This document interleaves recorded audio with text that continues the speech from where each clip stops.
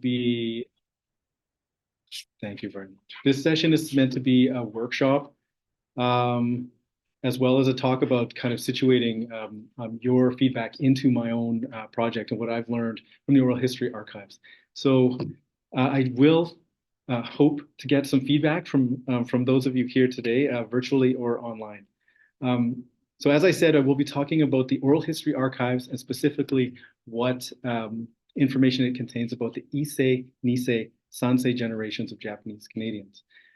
So I want to be very clear, the purpose of this work is not to further victimize intern Japanese Canadians, to blame Canadian society for disenfranchising them, or to assign blame to specific generations of Japanese Canadians for language loss. My second goal is to draw upon the experiences and expertise of educators here today, those interested in heritage language education and Japanese language educators in particular, to discuss potential pedagogical responses to language loss for immigrants in Canadian society, and develop together a heritage language toolkit. So ultimately, it is my hope that this work will help to destigmatize language loss, present language shift as a consequence of social forces beyond any individual's control, and contribute to the development of specific identity-affirming heritage language pedagogy going forward. Okay, so in today's workshop, I will not be discussing my theoretical framework in much detail or my analysis of the reproduction of dominance as a consequence of decades of symbolic violence. This analysis uses the sociology of Pierre Bourdieu, his theory of practice, Maurice Halbach's work on collective memory of the family, and Joshua Fishman's scholarship on reversing language shifts, particularly his notion of a positive ethno-linguistic consciousness. I use these theoretical orientations to deconstruct language loss over 3 generations and discuss the implications for intergenerational communication, transmission of cultural capital, and identity construction. If you're interested in this deconstruction, my dissertation will be published hopefully this year. Also, I invite anyone interested to get in touch with me either at either of these email addresses, and I know I owe you an email. Oh, sorry, these email addresses. Okay, so just a little bit about my background. Before I begin with the specifics, I think it's important to present my positionality to the research population. So I'm both an insider and an outsider in many ways, the Japanese Canadians who have experienced internment, dispossession, and forced relocation in their family history. I'm of mixed Japanese Canadian ancestry. My father is a second-generation Swedish Canadian. My mother is a post-World War II Japanese immigrant from the Kansai region. So I am an outsider in this regard. I do not have a family history of internment. My mother came to Canada 25 years after Japanese Canadians regained the right to vote, and 13 years before redress. But I'm also an insider. I grew up in the interior of British Columbia, where many intern families put down roots. In those days, when looking at Canada's dominant culture versus the Japanese Canadian diaspora, status as a pre or a post-war immigrant wasn't relevant. The specific history and marginalization that went with being Japanese Canadian was. So I was raised within the socio-cultural echoes reverberating from historical injustices and the legacy of intergenerational trauma. In 1988, I was 11 years old when I saw Prime Minister Brian Mulroney on TV apologizing to Japanese Canadians in what was the first step in the redress agreement.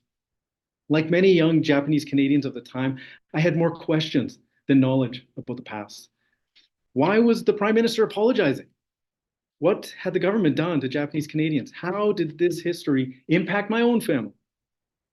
That redress apology marks the beginning of a long journey for me personally to understand the delayed effect of historical events on present-day Canadian identities.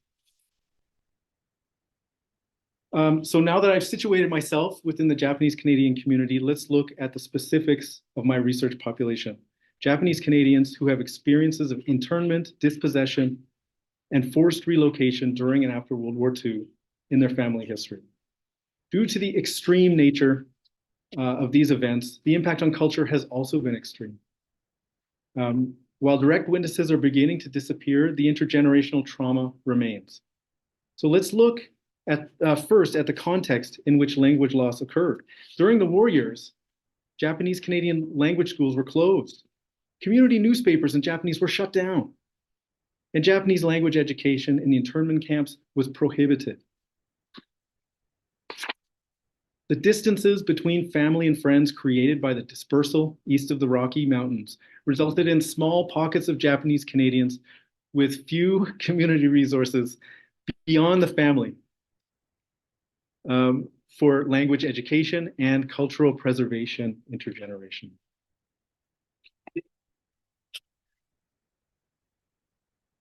Sorry, I'm late. No problem. Thank you for coming. Within this new social orientation created by racially based national policies, families had little choice but to adjust and adapt to their further marginalization through isolation, to assimilate into the dominant Canadian society of the time. Nearly 80 years have passed since this intergenerational trauma, and while the redress movement of 1988 resulted in some monetary compensation to interned families, for many, the forced dispersal from coastal communities in British Columbia to remote farming towns across the nation resulted in enduring fractures in Japanese Canadian identity and communities. The language shift from Japanese and English bilingualism to English monolingualism associated with Japanese Canadian assimilation is often used as an example of a model minority. However, this transformation has come at considerable cultural and social cost. Okay, turning now to the oral history data and procedures. I reviewed over 63 hours of interviews spanning a period of almost 40 years involving 43 participants. These interviews were conducted from the early 70s to the 2010s in various locations across Canada, with the majority conducted in Burnaby, British Columbia, and here in Toronto. Oral history interviews in these archives were conducted in some instances by individuals employed through their respective cultural institutions, with the intention of documenting the history of Japanese Canadians who experienced the war years. In these cases, semi-structured interviews were conducted. In other cases, interviews were volunteers of their local cultural associations and were less structured. Informal information gathering sessions, sometimes conducted in restaurants during a meal with multiple interviewers. Others are not interviews at all, held as open discussions with general topics serving as prompts. To identify recordings of potential relevance for the present study, keywords were used to search the oral histories in both the National Nikkei Museum and Japanese Canadian Cultural Center's oral history archives. In the analysis section, I used Swartz's Bourdieusian perspective on conducting sociological research to analyze excerpts from the oral history archives. There were two main goals in this section: to use archival data to construct the field of intergenerational communication, and to use this data to answer questions oriented towards gaining better understanding of habitus. Put simply, field can be thought of as the social context, and habitus as the internalization of that context. Throughout both sections of this analysis, I highlight comments identifying shame and stigma associated with language loss as evidence of how symbolic violence was experienced and intimately felt by the individual. One of the challenges of working with oral history archives is that while there are vast amounts of high quality data immediately at my disposal, much of this data is not oriented towards my specific research questions. So as a result, a great deal of time was spent listening to information that wasn't exactly relevant to my work, but absolutely fascinating. On the right, my right, your left, I adapted Swartz's guiding questions to be more language focused and oriented towards my research population. Writing questions that I might have asked had I been the one conducting the interviews, and aligning them with Swartz's questions related to field and habitus allowed me to more effectively listen for important language-oriented data. After taking an initial round of notes, I went back and coded important excerpts in relation to Schwartz's guide for conducting these analyses. As the data was collected, it quickly became clear that the most interviewees in the oral history archives, both in the Nikkei Museum and the JCCC, are Nisei or Sansei. In some cases, there are Issei giving interviews in Japanese, but these are far outnumbered by English language interviews. The majority of intergenerational reference extend from the Nisei or Sansei backward to their own parents or forward to their children or grandchildren.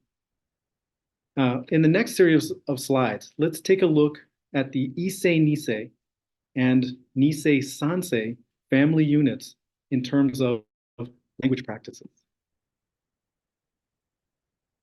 So a common thread throughout the data found in interviews with Nisei, who were raised in Canada with monolingual Japanese-speaking parents, is the emphasis on formal Japanese language training as extracurricular to public schooling. In most cases, this was due to a communicative need intergenerationally to give parents a means of connecting to the English-speaking community through the children. In one interview, the interviewee speaks about the rigorous schedule common to her peers in Cumberland, BC.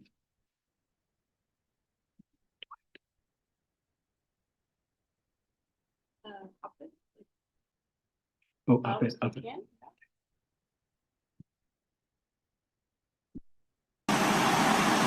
We all talk Japanese. Parents, relied on us to talk Japanese, so it was mostly Japanese. We went to Japanese English school, and one would come home and then go to Japanese school. It was compulsory, and we had half a day Saturdays too. We come home at 3:30, around 3:30, and then about 4 and 8 o'clock. Does that strike you as a lot or a little extracurricular Japanese study? Seems like a lot. Those are long days for those kids. Monday to Friday, 10 to 12 hours of schooling. 4 at least dedicated to language education. Really underscores the importance of Japanese language for the Issei Nisei family unit. Okay.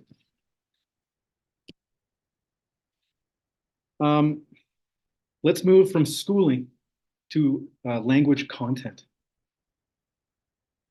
And so even on the telephone, you hear my dad on the telephone, and when he, listening to the kind of Japanese he was using, you could tell whether he's speaking to a real, close Totori friend or somebody else, and so, so it was very useful for us in particular because Mama had been a teacher and was very strict about her language. This time I was the oldest anyway, and this is true of all immigrant families that come from, with other languages. The oldest get the most exposure to their parents talking, right? And so for the learning, so this is why the older ones in our family have a fair amount of, good Japanese, and speaking it and understanding it, if not, reading it. And the young ones, in our case with 8 kids, number 7, number 8, they understand most of what they hear, but they can't talk it back, and so forth. And that's very common, I think, because the language in the family, as we're growing up, slowly became more and more sort of English, or what we call Nisei Nihongo, which is English sprinkled with bits of Japanese here and there. And Mom and Dad got to the point where they understood what we were talking about anyway. So we talked to them in this mixed language of ours, which when we ran into a white friend or went to school, we couldn't use, you see, in elementary school or high school.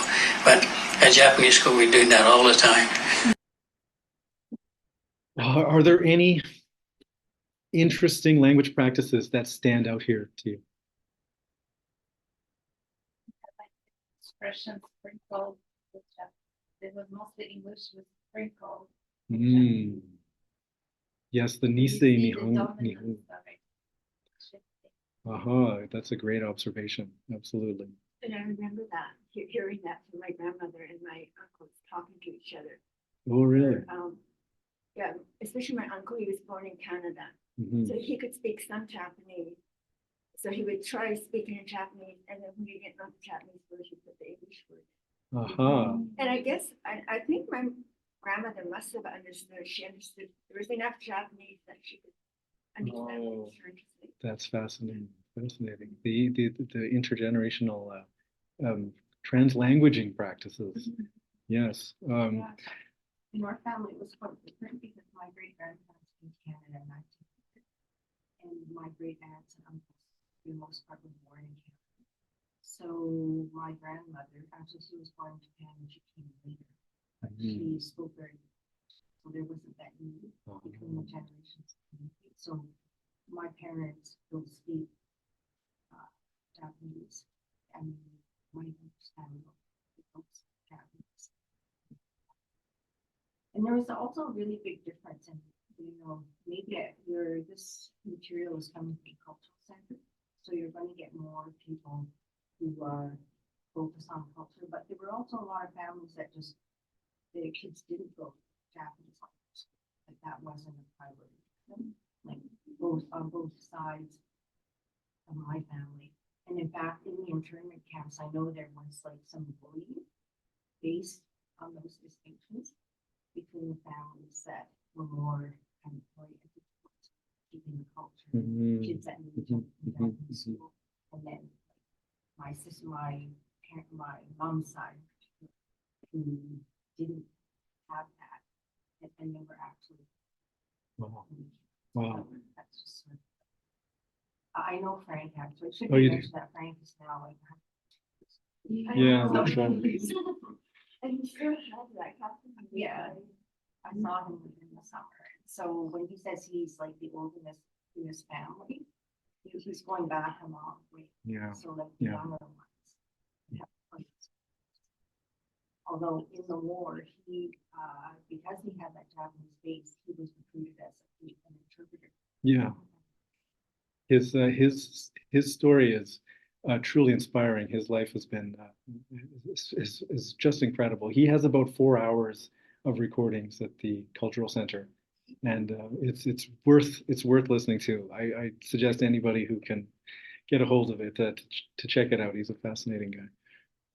Thank you for your comments. Absolutely, I agree. The stuff found in the Cultural Center is probably skewed towards those who have that interest in preserving the culture. But to speak to that point, the stuff at the National Nikkei Museum in Burnaby goes back a long way and it was collected for much different purposes. And I definitely have some excerpts that touch on that point that you're making, that some kids were bullied and some really just did not want to have anything to do with that cultural preservation. It's truly fascinating. The diversity within the Japanese Canadian community is one thing that really stood out to me after conducting this research. For instance, I'm just giving an idea. My dad was the president of AJC here in the university. So you see these Really? rally photos, and he's right at the center of the science. Wow, that's amazing. So, but the cultural center, they see themselves as apolitical, so they didn't support redress. So there's a real, so I was actually in the House of Commons when it was announced, so Quite a diverse kind of population and political views.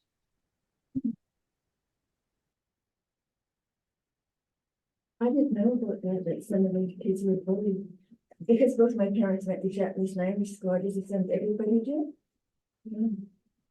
Well, both David Suzuki and Raymond Moriyama, I mean, I don't know if it was bullying based on that, but they were, kids, right? You get kids together, whether they're being discriminated against, but they have their own little things going on, and they were both bullied in the internment camps. Yeah. Sensei also had a such an experience. Yes. I heard about it. Yeah. Yes, it transferred over, Yeah. through that bullying transferred through the generations. Okay, sorry, I had to interrupt this fascinating Sorry. history, but that's it for the sake of. Just also for the sake of like online participants, if we are discussing in the room, like Elena, if people over there are discussing with you, unmute yourself, and then we will mute Chris so that everybody gets to hear. So now you mute yourself and we unmute Chris. Thank you, Lisa. Okay, so sorry, go ahead. Am I still muted? No, should be fine. It's okay, that's me. Oh, right. Okay. Okay. So, right, the Nisei no Nihongo. So not only was this trans-languaging practice amongst the siblings, it was also commonly used with the peer groups. Mr. Moritsugu also differentiates between maintaining spoken versus written Japanese language competencies. So here, while the older children are fluent speakers of the home language, they're not able to write it. And this point makes clear, I think, the importance of oral transmission intergenerationally, of storytelling as a means of preserving and passing along the collective memories of the family. Okay. So as we can see, great changes were happening with the Nisei generation. They were going through a transformation. Ken Adachi, in his seminal history of Japanese Canadians, The Enemy That Never Was, comments on these changes. He says, the Nisei's preferred language was English, despite almost compulsory attendance at language schools. With the difference in language came an absorption into a new world of knowledge and attitudes not generally available to the parents. And since they were unable to handle the Japanese language properly, the children came to look upon themselves as Canadians of Japanese origin, persons who did not know how to speak, act, or think like Japanese. So Mr. Adachi identifies the clear impact of symbolic violence on the Japanese Canadian community, as reflected by the dramatic shift in language practices in the Nisei generation. So this shift, while representative of Canadians of Japanese origin, worked to sever ties with this origin by isolating their Sansei children from their Issei grandparents. In smaller families, there didn't exist the complex gradation of language maintenance across family members. Instead, the home language was firmly established as the mother tongue, only to come up against the impossible power of the language of schooling. In this example of a Nisei parent losing the battle to preserve the family language intergenerationally, Asansei speaks about her realization that while she says that she only speaks English, she identifies Japanese as her first language. I discovered recently, which just absolutely still blows me away, is that English is my second language. I didn't speak English until I went to school. We only spoke Japanese. I went, oh, that's why all of my, up to just before, like at kindergarten and those are childhood memories, they're really bizarre. It was like I felt really lonely and isolated, that it was just me, and I thought it was always me just being really shy. But I realized if I didn't speak English, then yes, I was very shy and very lonely because I couldn't communicate and couldn't relate to the rest of the kids because I didn't speak the same language. She continues. You know, here I am, 44, a year ago or 6 months ago. I was talking to somebody and we were talking. She said, you're probably in the same boat as I am. And I said, what are you talking about? She says, I didn't speak English as a child. She was Italian or something like that. I says, what do you mean? She says, when did you start to speak English? Did your mother speak English to you when you were a child? I said, probably not. She had no reason to. So what stands out here as a determining factor in children's language practices? Socializing. Yeah, the beginning of. Yeah. I suppose the mother too, right? I suppose, but it seems that it was a very difficult force to come up against. The schooling started and the necessity to communicate was gone. So this extract offers a look into what language loss felt like to Asansei, reflecting on the experience.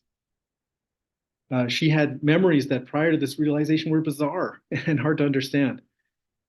So while this insight into language loss is compelling as it stands, it also reveals the role schools play in reinforcing symbolic violence. The interviewee's shift from pre and post-schooling monolingualisms is testament to the power of institutions in the cultural assimilation of minority groups. Further to this, questions emerge as to the impact this shift between monolingualisms had on her communication with family members who only spoke Japanese.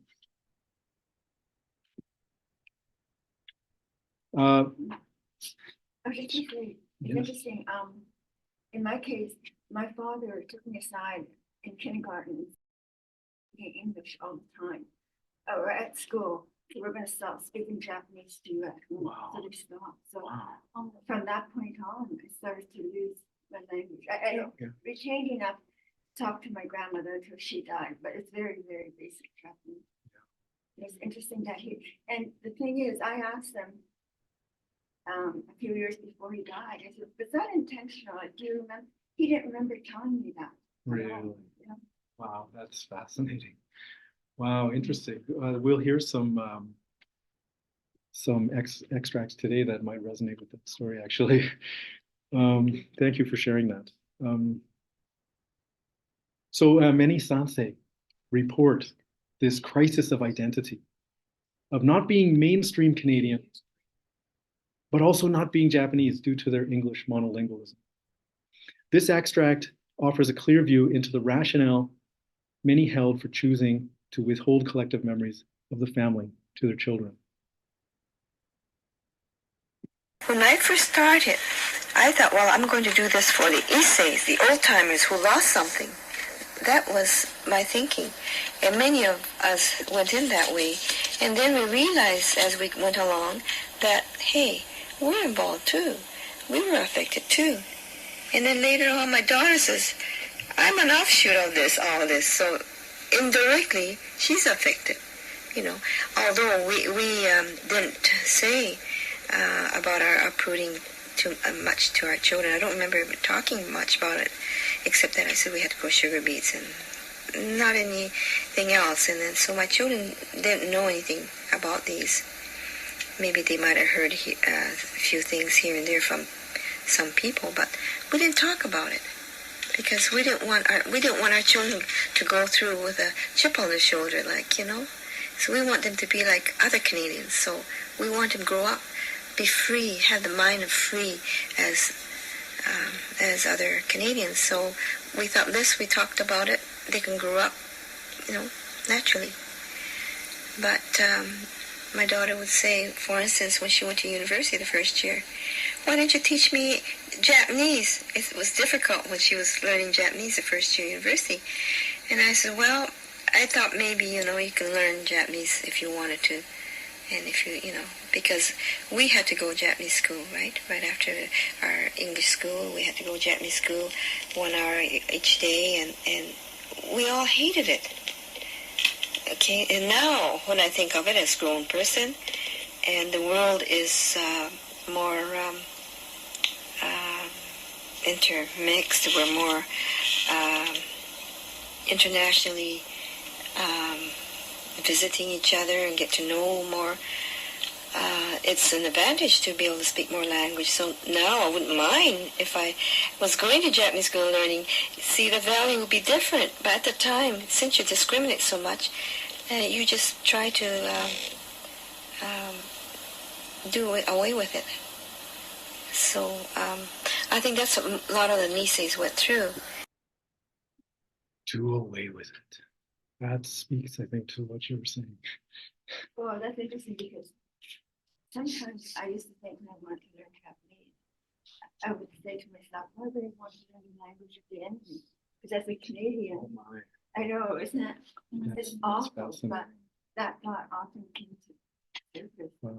As That's a Canadian, powerful. like the Japanese food and the enemy, but as a Yeah. Japanese Canadian. it's What a the enemy. conflict that is. Thank you for sharing that. So as Mary Seki says, memories of injustice and discrimination were considered a burden that the Nisei would bear, allowing their Sansei children to live freely as other Canadians. Here, the power of symbolic violence is evident when a mother, in an attempt to spare her child from the hardships of past discrimination, chooses to give up the family's language and experiences of previous generations with the hope of a more equitable future. Okay, so this parental instinct to protect the Sansei generation from the injustices of the past had an unforeseen consequence. This Sansei identity crisis. Let's listen to a Sansei discussing this. I think at that time, it was really a question of identity, you know. It was a question of identity where it's like assimilation, self-determination were key words for us, because it was like up until then someone else had determined who we were, what it was to be an Asian Canadian. And we had decided then that it was time, we took some self-determination and decided to say, no, this is who we are, you know, and this is what our history is. And it was difficult, and yet it was exhilarating, because you're deciding those kinds of things for yourself. You know, you're not taking anyone else's identification as to who you are, right? You're saying, no, this is who I am, and this is what my history is. So in response to this crisis, many Sansei worked to undo the legacy left by language loss and loss of collective memory of the family by learning all that they could about the internment.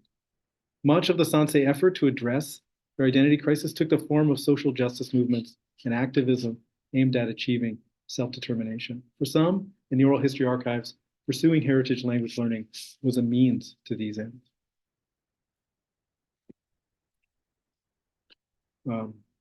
So what can we learn from the experiences of Issei, Nisei, and Sansei?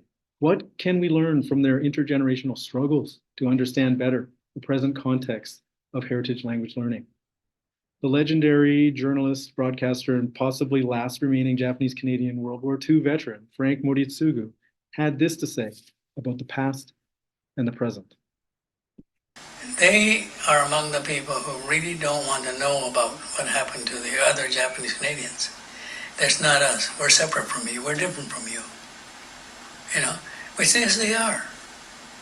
But their children will not be. I find that personally to be a powerful statement. Do you think Mr. Moritsugu is right? I'm not quite getting the same.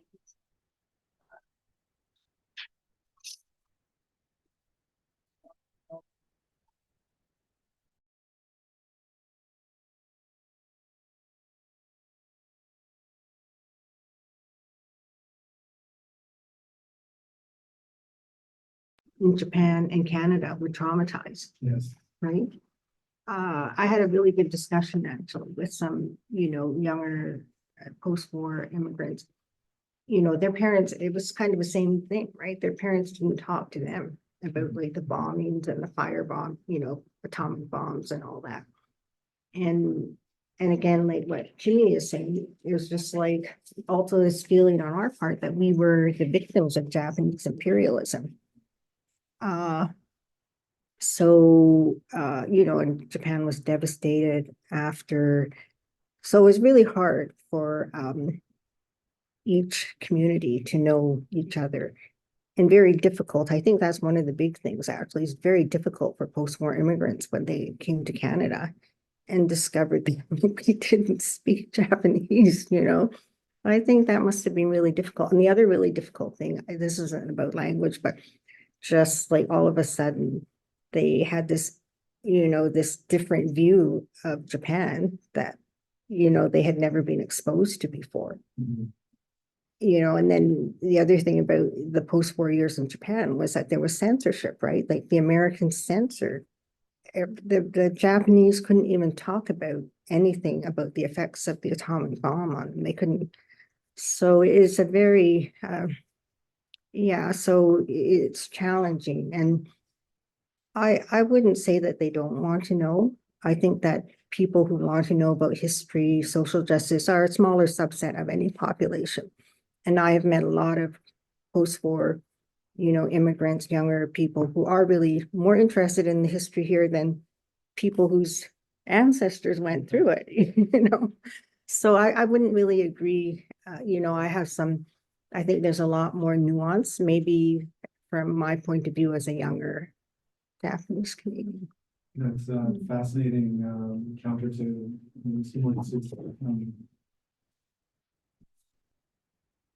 Thank you. And the reason thank you for sharing that. And the reason I pose a question is it's a difficult one to answer. And Mr. Moritsugu seems very steadfast in his position, and you've raised a point that definitely requires consideration when trying to answer the question, if he's right or not. Taking a historically informed perspective, I think he identifies an inescapable truth, though, that the history of internment, dispossession, and forced relocation of Japanese Canadians is part of the history of this nation. So here today, I've looked at the hysteresis effect, the delayed impact of the internment on subsequent generations of Japanese Canadians. For those immigrating after World War II, while these families did not have the history personally, the history of Japanese Canadians remains the same. And so we should be proud of our connection to interned Japanese Canadian families, proud of their perseverance, endurance, their accomplishment through impossible injustices. They have much to teach us, and we must learn, because the social forces and symbolic violence they endured still exist in Canadian society. Of course, social awareness in Canada has evolved significantly over the years. The Prime Minister even referred to Canada as a post-national country. However, we're still in a country founded by Europeans, albeit on First Nations land. We're still a country with French and English as our national languages. Symbolic violence still exists and continues to exert pressure on immigrants, particularly through schooling. Let's listen to an example of this. The interviewee is answering the question, do your children speak Japanese? Do you children speak Japanese? Actually, my oldest one, she spoke quite good Japanese, but not the other children. But they understand. Actually, until they are very young, until about 10 years ago, until they all go to school or something, they spoke quite good Japanese at home. And then, after they all started school, then they all started to speak English. And they like to speak in English, in each other, and they started to speak in English to me. So actually, and then I tried to speak in Japanese to them, and they don't understand, the easy ones is okay, easy things, but hard things they don't. And then I thought maybe I should speak in English to them, otherwise there's kind of a gap between us. They don't understand me and I don't understand them. So I thought it's better to have more understanding between my children and me. So Mrs. Shimizu is a post-World War II immigrant, and so falls outside of the Issei, Nisei, Sansei generational designations that apply to pre-war immigrants. She's technically an Issei. Her children Nisei, but the typical implications associated with these generational groups do not apply. Mrs. Shimizu's experience of language shift within her own family speaks to the persistent and ubiquitous nature of symbolic violence. Even as a post-war immigrant, the social milieu of favoring assimilation into dominant European-based Canadian norms and the institutional influence reinforcing this position within public schooling has led to the same outcome, even for a post-war immigrant. Much like the Nisei mothers, Mrs. Shimizu opts for maintaining understanding intergenerationally, choosing English as the dominant language in her family. This extract serves as further evidence in support of Jim Cummins' notion of schools as linguistic graveyards, symbolic violence encoded in institutional policy. So, sorry, just for the sake of time, I'm going to try to get through this slide.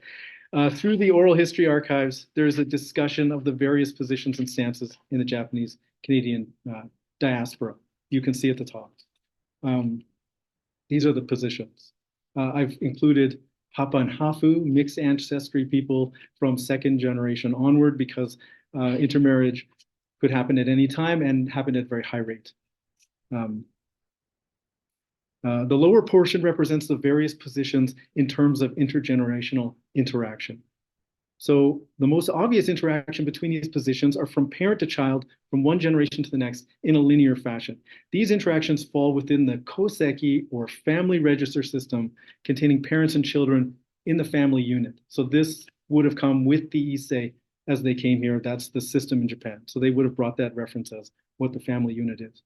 These koseki interactions are the natural point of transmission for language and other forms of cultural capital from one generation to the next, and thus are associated here with heritage language maintenance. From Nisei to Sansei generation, there exists the linguistic gap created by the prohibition of Japanese language teaching in the internment camps, as well as the shifting identities of Nisei towards the symbolic capital of the dominant social group in Canada. Due to this shift in language ideology, language competencies developed by the Sansei were often reported to be for the purposes of reconnecting with Issei generation, their grandparents. For these reasons, Sansei were required to pursue heritage language education, often as adults, in order to achieve this intergenerational reconnection and fall into the category of heritage language development. The final column groups contemporary Nikkei, that is, Yonsei, Gosei, together, because in many cases, the linguistic connection to previous generations will have been lost due to aging Issei and Nisei generations. For these learners, the directionality of their motivation will likely include reconnecting to Japan-based cultural capital. However, for the most part, will be forward-looking. For this reason, these learners are grouped as pursuing heritage language revitalization. So with no Japanese language speakers in the family, these heritage language learners will be doing so to connect not with previous generations, but with future ones. Imagine communities of Japanese speakers to which they would like to gain access.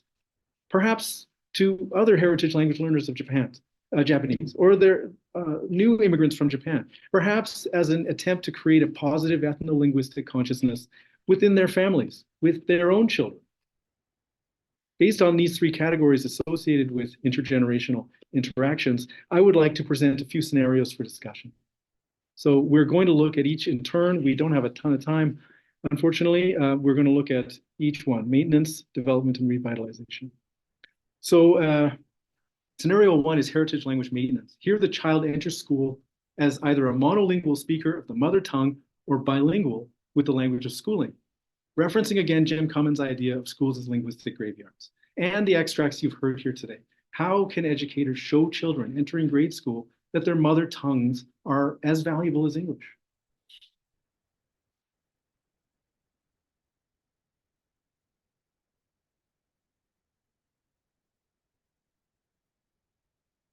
That's a tough one. But we have an expert in the room.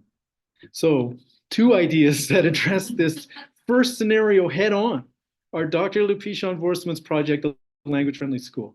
This initiative involves a global network of schools who are committed to valorizing mother tongues by incorporating them into the daily lives of students and offering language supports for parents in order to bridge families and the classroom. Schools with language friendly school certification are actively dismantling symbolic violence through language-friendly policies and language-friendly pedagogy. In another area of scholarship, as can be seen in Joshua Fishman's Stages of Reversing Language Shift, the basis of mother tongue transmission lies in the trifecta of home, family, and neighborhood. And because it is within these intimate social spheres that intergenerational transmission of heritage language primarily occurs, it is here that the foundational language competencies tied to personal and cultural identity reside. So again, if educators can build bridges between the classroom, the family, and the community, the status of mother tongues can be increased. Let's move on to scenario two, heritage language development. Here, the learner is attempting to reconnect with previous generations after language has atrophied in the family.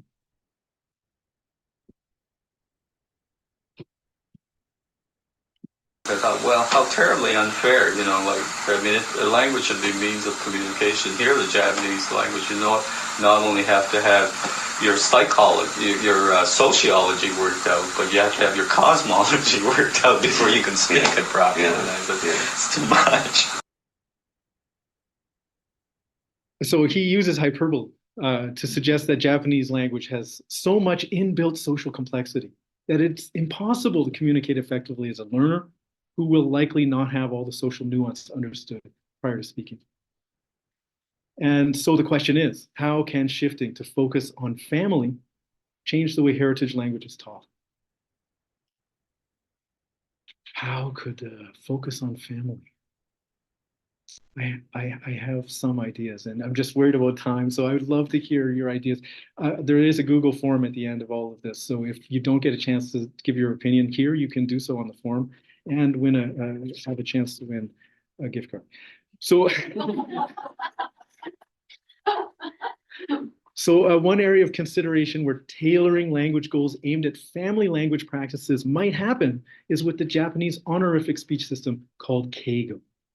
Keigo is used to show respect through specific linguistic cues, both grammatical and lexical, is extensive and mandatory in many public situations. There are three primary categories within keigo: teinego, polite language; sonkeigo, respectful language; and kenjogo, modest language. All three of these categories have their own verb forms and pronouns. For example, here I have a few verbs in different forms of keigo. Let's look at to go. We have iku, ikimasu, irashaimasu, mairimasu. Not only do they sound different, there's orthographical differences as well. They use different kanji altogether. Let's look at to see, miru, mimasu, goran ni narimasu, haiken shimasu. So while goran ni narimasu and haiken shimasu are important to know, much less important in the field of intergenerational communication. If the learner's goal is to reconnect family members, family language practices would naturally exclude certain forms. For example, if I were speaking with my father about my mother, I would never say, "Haha wa tomodachi no ie ni mairimashita." Socially bizarre. It would be very bizarre. So within a family-oriented approach, the verb forms used to emphasize intimacy appear most relevant. I mean, I just wanted to say, like, a different table, like the native speaker Japanese, so-called, and then also have to relearn, when they got to the, at the actual work. And then so we are sort of expected, oh, they can't deal with it. And then the student who we teach as a foreign language can use better. And because we don't teach this kind of like a way, and we teach, when we are well, maybe some Kunizan might have a different opinion, but I would teach for talking about someone, we use honorific or then, but that is not necessary. A very important language skill, but if your goal is to reconnect, for example, maybe not important. No, not at all. Okay, good. Not to use. Because that is kind of like far from your family. So it's better to use a casual form for that. Okay, thank you. Sorry. My intuition has been confirmed by an expert. I appreciate that. Okay, this is so another area of interest when developing a family-oriented approach is the role of regional dialects. The regional dialect spoken by the Issei is tied to the family history, locates their point of origin in Japan, and is another means of establishing intimacy. The Japanese-ness was partly because of things like the Japanese language school and so forth, and the fact that most of our, Nisei friends spoke some Japanese, although way back then in the 20s and into the 30s, it was still, even in Japan, it was like, Britain apparently is today, where the local dialects are very common, and back then, there were dialects, there were real wild dialects in Japan, and there are some prefectures you can't understand a word they're saying and so forth. But there was also the standard Japanese, Tokyo language, right? And so, for instance, we would, be playing with our Nisei friends, and on weekends or whatever, or even going to school, with them, the Japanese school with them and so on. And we'd come home and we'd be speaking some of the Japanese phrases they learned, and my mother says, "What kind of Japanese is that? That's not proper Japanese," and keep us, off the track and not use the other, prefecture stuff and so forth. I love that one. So in a previous extract, Mr. Morisugu discusses his father's use of totori-ben as indicating he was talking to a close friend. Here he ties the dialects with the family's identity. His mother prohibits the use of anything but proper Japanese, that which is associated with the family. Okay, so let's move on to the last scenario, heritage language revitalization. Sorry, I don't have a sound clip for this. Mr. and Mrs. Ikeda, he says, in response to the question, does your granddaughter speak Japanese with the family members? He says, she won't, not to us, not to us. Amongst her classmates, she'll speak to them, chatting away in Japanese. I don't know whether she does it now because she's been away from it, from the Japanese school here. But she still goes to Japanese schools on Saturdays, yeah. But she learned the polite Japanese and she would chatter away at it and she could read it too, which is more than I can say for myself. More than grandpa, his wife says. Mr. Ikeda takes a very self-deprecating stance when talking about the Japanese language. Interestingly, the motivation to send the newest generation of the family to acquire the Japanese language is forward-looking and future-oriented rather than connecting to the past. Evidenced by their granddaughter's enrollment, the Ikeda family appears to be attempting to reverse the shift towards English monolingualism. Their efforts are a display of positive ethno-linguistic consciousness in action, with full awareness of what is at stake and how their grandchildren could struggle with the issues of identity and familial discontinuity they themselves have experienced as English monolinguals. He concludes by taking a pessimistic position on the family's chances of reversing language shift. He says, yeah, but it's unfortunate that she won't be able to keep it up because her parents don't speak Japanese at all. And I think she needs someone that she can converse with all the time in order to remember, her Japanese culture. In this common yonsei gosei dynamic, language revitalization is unlikely if efforts start and end in the classroom. So in these families, how can a heritage language be supported beyond the individual learner?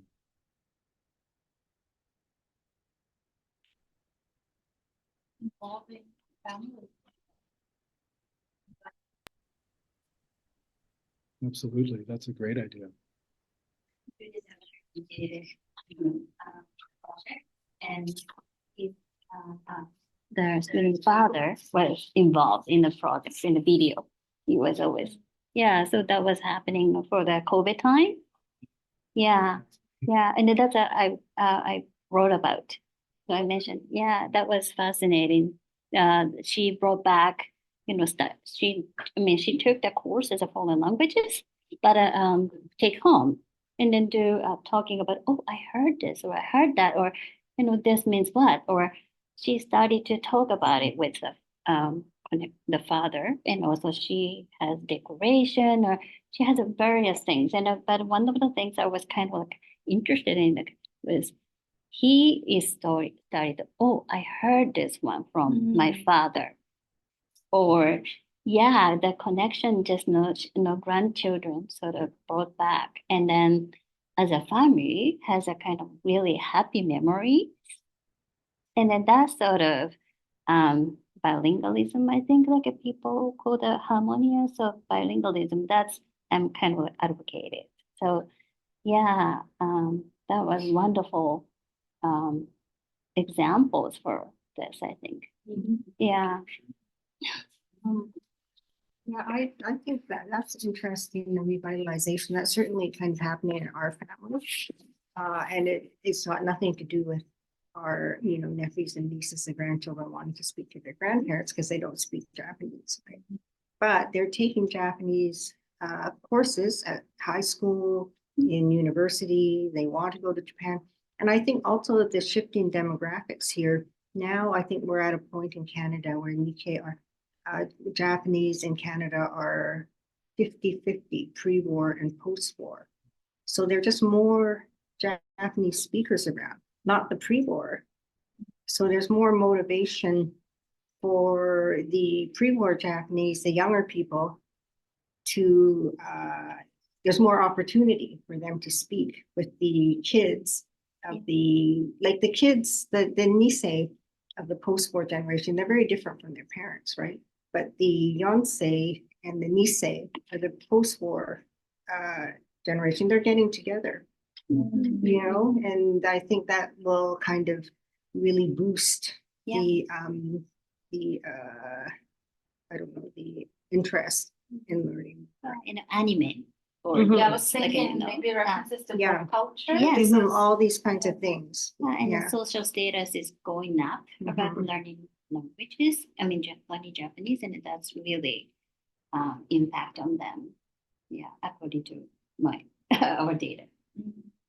Yeah, I just wanted to mention that another thing that's kind of unique about my experience is that because there was a ban of Japanese Canadians coming to Toronto in the 40s, that we ended up in Montreal.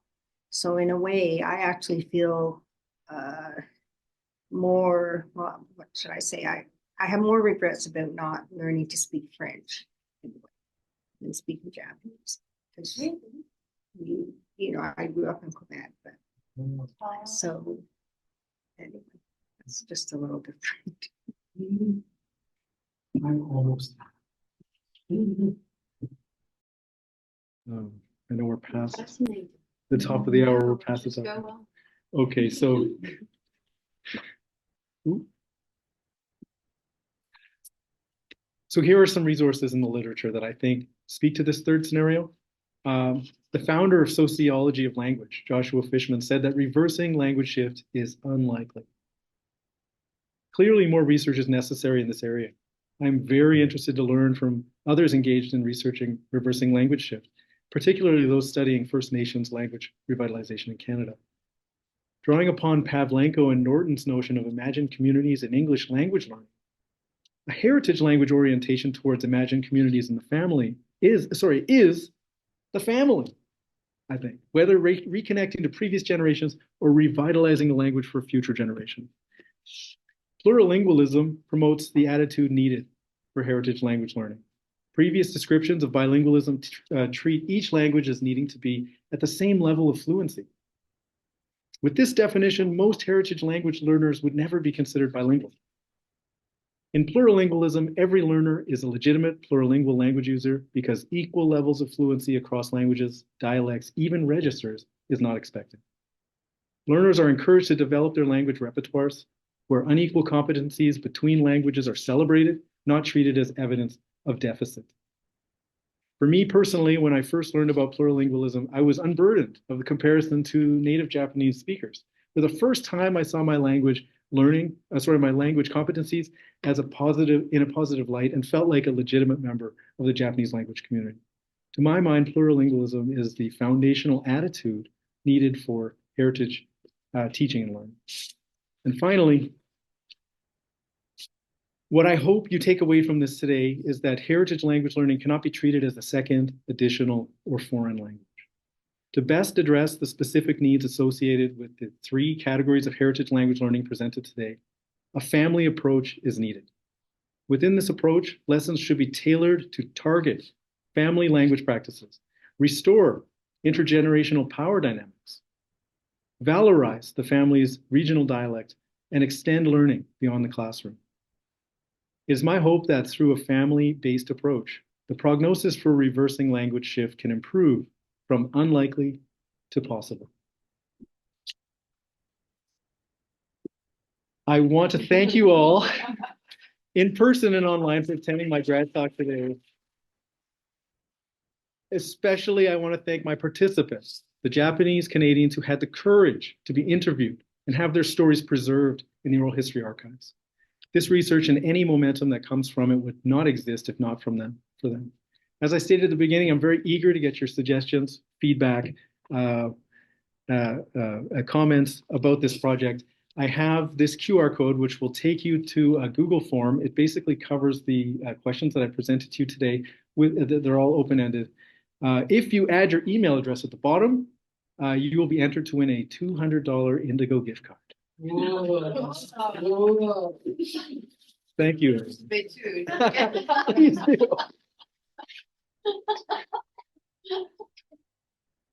Are there any questions or comments